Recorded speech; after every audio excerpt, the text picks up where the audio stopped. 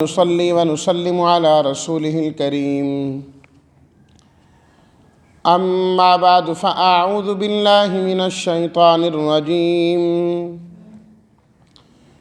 بسم الله الرحمن الرحيم يا أيها الناس كلوا مما في الأرض حلالا طيبا ولا تتبعوا خطوات الشيطان إنه لكم عدو مبين إنما يأمركم بالسوء والفحشاء وأن تقولوا على الله ما لا تعلمون صدق اللہ مولانا العظیم اللہم صلی علی سیدنا و مولانا محمد وعلی آل سیدنا و مولانا محمد وبارک وسلم یا ایہا الناس اے لوگو کلو امر کا صیغہ اس کا معنی ہوتا ہے تم کھاؤ حلالاً شریعت کی طرف سے جس کی اجازت دی جائے اسے حلال کہا جاتا ہے طیباً پاکیزہ عمدہ خطوات خطوتن کی جمع قدم عدوٌ دشمن بالسوء سو کہتے ہیں بری چیز کو برائی کو برا عمل الفحشاء بے حیائی ترجمہ یہ ہے یا ایھا الناس کلوا مما فی الارض اے لوگوں کھاؤ ان چیزوں میں سے جو زمین کے اندر ہیں حلال پاکیزہ اور مت شیطان کی قدموں کی پیروی کرو یقیناً وہ تمہارا دشمن ہے واضح یقیناً وہ تمہیں حکم دیتا ہے وسوسے ڈالتا ہے برائی کے اور بے حیائی کے اور یہ کہ تم کہو اللہ کے متعلق وہ چیزیں جو تم نہیں جانتے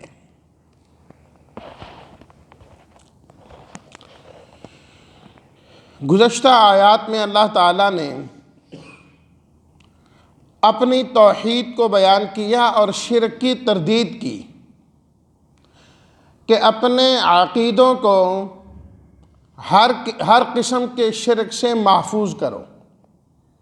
پاک اور صاف کرو جس طرح عقائد کا شرک سے پاک ہونا ضروری ہے اپنے اعمال کا اور کاموں کا بھی شرکیہ چیزوں سے محفوظ ہونا ضروری ہے عقیدہ تو ٹھیک ہے لیکن شرکیہ کام بھی درست نہیں ہے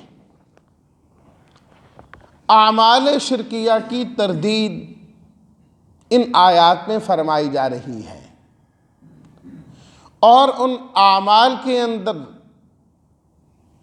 بڑی چیز کیا ہے حلال و حرام کی تمیز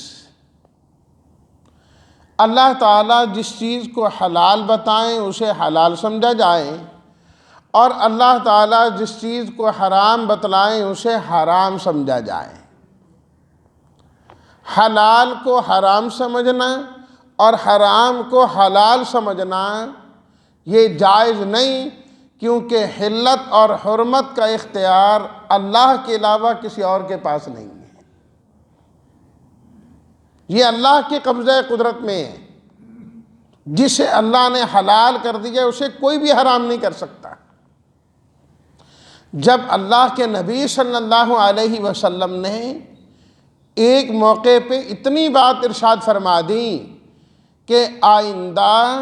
میں یہ شہد استعمال نہیں کروں گا جو حضرت زینب رضی اللہ تعالی عنہا کے ہاں آپ استعمال کیا کرتے تھے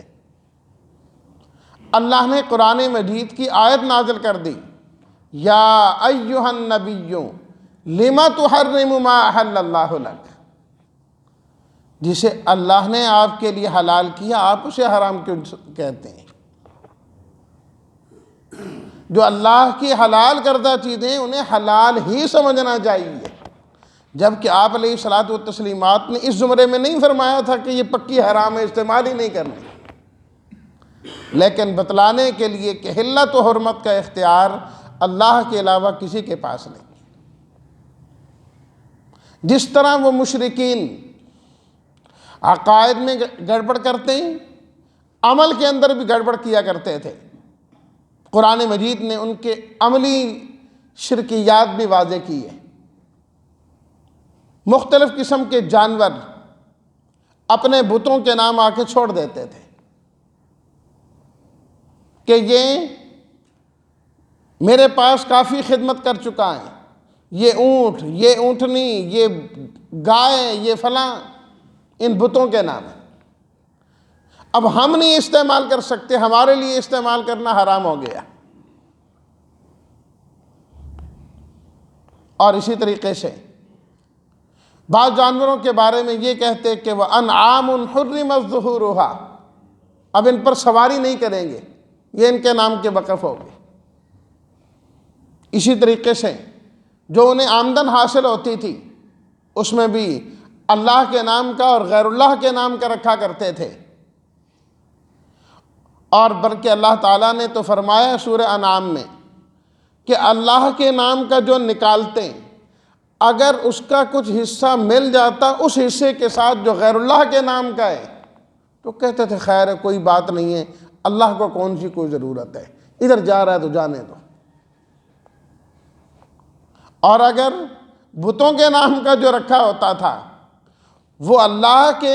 حصے کی طرف آ جاتا تو اسے الگ کرتے تھے، نہ نہ نہ نہ، یہ تو ان کا حصہ ہے، اس کو الگ کرو۔ وَجَعَلُوا لِلَّهِ مِمَّا ذَرَأَ مِنَ الْحَرْثِ وَالْأَنْعَامِ نَصِيبًا فَقَالُوا هَذَا لِلَّهِ بِزَعْمِهِمْ وَهَذَا لِشُرَكَائِنَا وَمَا كَانَ لِشُرَكَائِهِمْ فَلَا يَصِلُ إِلَى اللَّهِ وَمَا كَانَ لِلَّهِ فَهُوَ يَصِلُ إِلَى شُرَكَائِهِمْ سَاءَ مَا يَحْكُمُونَ۔ فرمایا دیکھو کتنے برے فیصلے کرتے ہیں کہ بتوں کا مقام و مرتبہ ان کے ہاں بڑھ گیا ہے اللہ سے بھی، اللہ سے بھی زیادہ، اللہ سے بھی زیادہ۔ تو اللہ تعالیٰ نے ان تمام چیزوں کی تردید بیان فرمائی اور فرمایا یا ایھا الناس، اے لوگوں، کلوا مما فی الارض حلالا طیبا، زمین کے اندر جو حلال اور عمدہ چیزیں ہیں انہیں کھاؤ، تمہیں کوئی اختیار نہیں اس بات کا کہ یہ اب ہمارے لیے حلال نہیں رہی، بس اللہ نے حلال کی ہے، حلال ہونی چاہیے۔ یہاں دو لفظ اللہ تعالیٰ نے ارشاد فرمائے، ایک ہے حلال اور ایک ہے طیب۔ حلال وہ چیز کہ اللہ کی طرف سے اس کو استعمال کرنے کی اجازت دی گئی ہے۔ دو قسم کی چیزیں ہیں نا، بعض چیزیں تو وہ ہیں کہ اللہ تعالیٰ نے ممنوع قرار دیا، دنیا میں اللہ نے پیدا کی، ان کے اندر بھی بڑی اللہ کی حکمتیں ہیں کہ کیوں اللہ نے انہیں پیدا کیا، ان کے فوائد ثمرات اپنی جگہ میں، لیکن اللہ تعالیٰ نے کھانے کی اجازت نہیں دی، کھا نہیں سکتے، اور بعض چیزوں کے متعلق کھانے کی بھی اجازت دی۔ جن چیزوں کے متعلق اللہ نے اجازت دے دی کہ تم ان کو کھا سکتے ہو وہ سب کی سب حلال ہیں، اور جن کے متعلق فرما دیا کہ نہیں استعمال کر سکتے وہ حرام ہے۔ طیباً، طیب کہا جاتا ہے پاکیزہ اور عمدہ چیز کو، اللہ کی طرف سے جس چیز کو کھانے کی اجازت ہے، استعمال کرنے کی اجازت ہے، آدمی صرف اس بنیاد پر نہیں استعمال کر سکتا کہ یہ ایک حلال چیز ہے ہم کھائیں گے،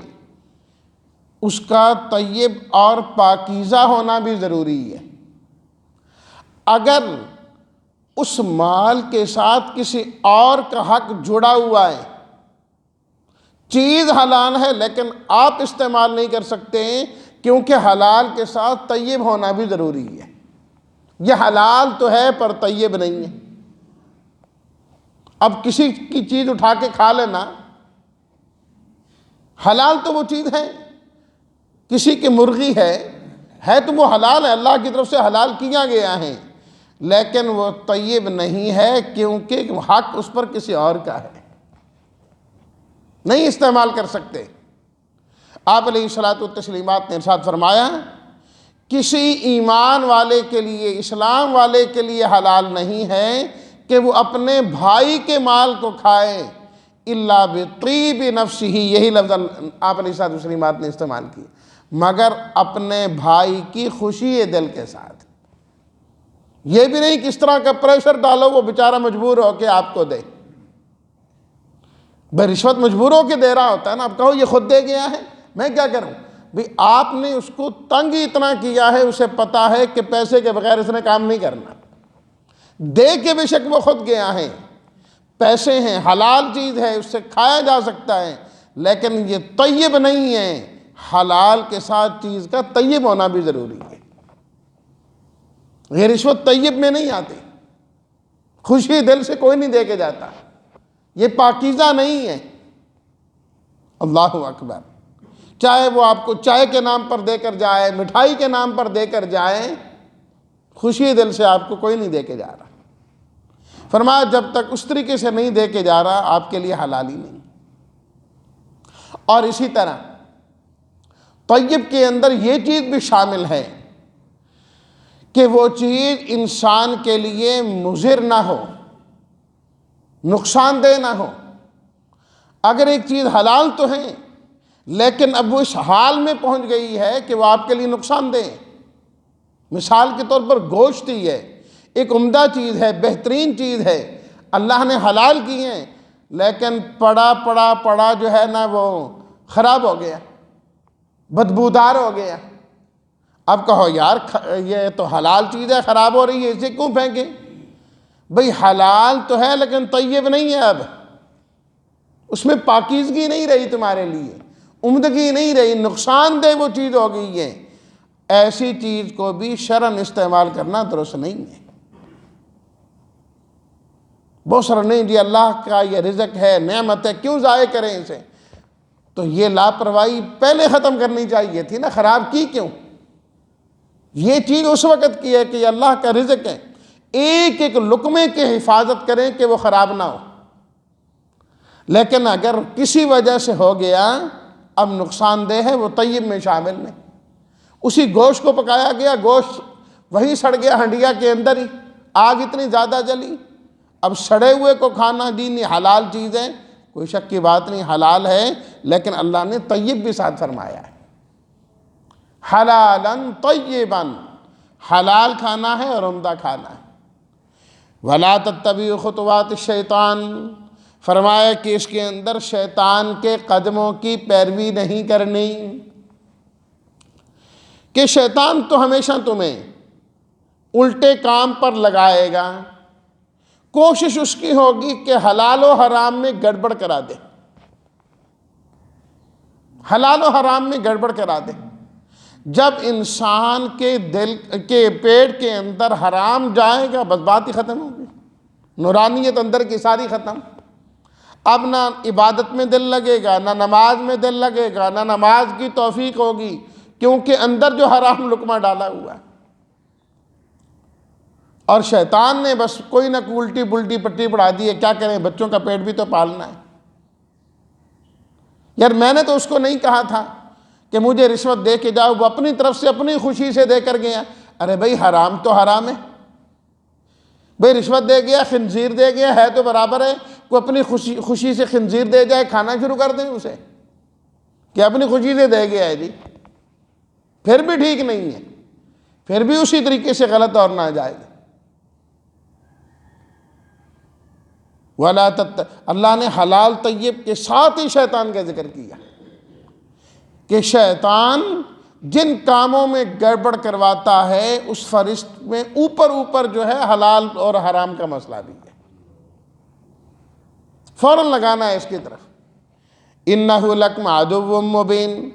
فرمایا کہ جو شیطان ہے یہ تمہارا دشمن ہے اور بالکل واضح دشمن ہے، اس کی دشمنیاں کوئی تم سے چھپی نہیں ہیں، اس نے تو تمہاری پیدائش کے وقت سے دشمنی مول لے لی ہے، اسی وقت سے قسمیں کھا کھا کے اس نے کہا کہ میں نہیں چھوڑوں گا۔ فرمایا بھولے بھالے انسان تو اس کے پیچھے لگتا ہے، اس کی باتوں میں آتا ہے، اس کے وسوسوں میں آتا ہے،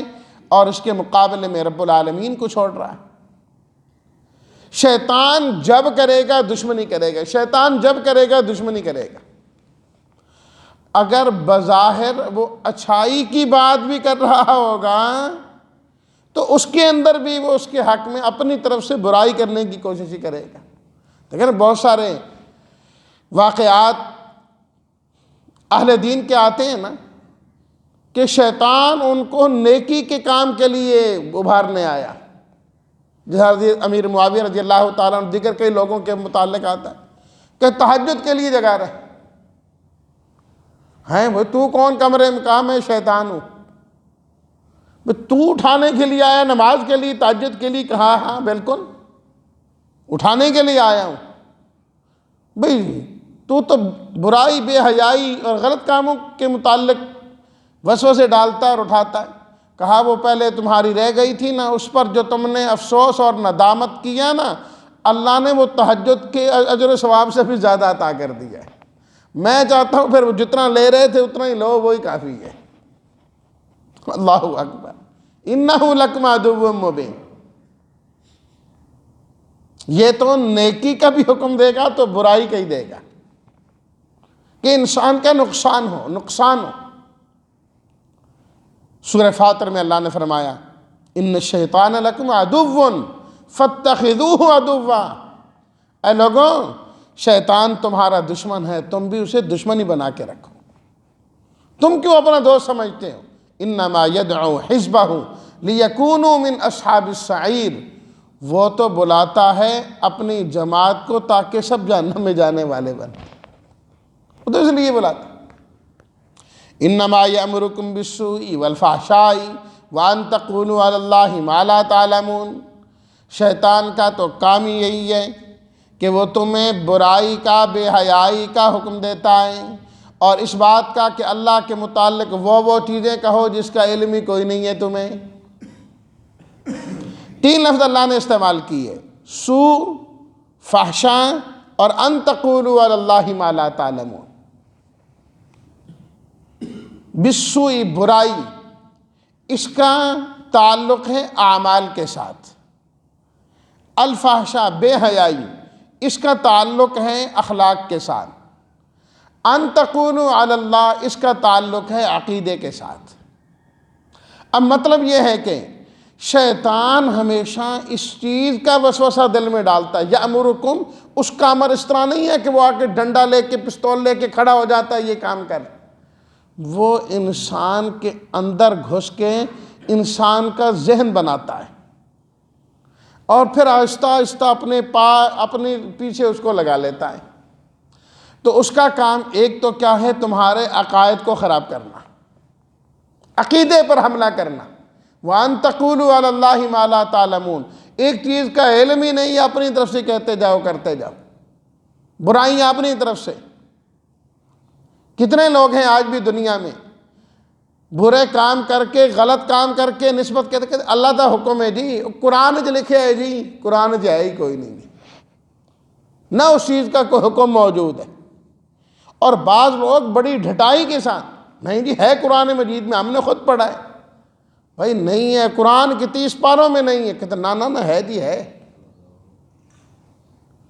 یہ ڈھٹائی ہوتی ہے کہ شیطان اس کو یہاں تک لے کر گیا ہوتا ہے۔ اور آج کے زمانے کا ایک بہت بڑا فتنہ تو یہ ہے کہ کوئی بھی اچھی بات لکھ کرنا آخر میں القرآن یا الحدیث لکھ دیتے ہیں کہ قرآن میں یہ بات ہے یا حدیث میں بات ہے، نہ قرآن میں ہوتی ہے نہ حدیث میں ہوتی ہے۔ اور اگر یہ نہ لکھیں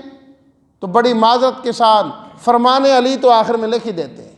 کہ حضرت علی رضی اللہ تعالیٰ عنہ کا فرمان ہے۔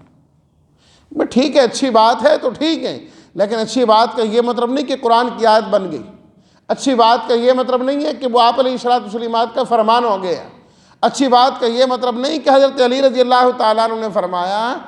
اپنی طرف سے باتیں کیوں منسوب کرتے ہیں ان کی طرف، جبکہ اس کا بہت بڑا وبال ہے، بہت بڑا وبال ہے، اور یہ شیطانی کام ہے. وَأَن تَقُولُوا عَلَى اللَّهِ مَا لَا تَعْلَمُونَ. دوسرا کام شیطان کا کیا؟ بالسوء، عملوں میں برائی لاتا ہے کہ برے کام کریں گے، برائیوں کے اندر، گناہوں کے اندر پڑ جائیں، سارا معاشرہ گناہوں میں گرفتار ہو جائے. آئے دن نئی بدعت، آئے دن نئی بدعت، آئے دن نئی بدعت.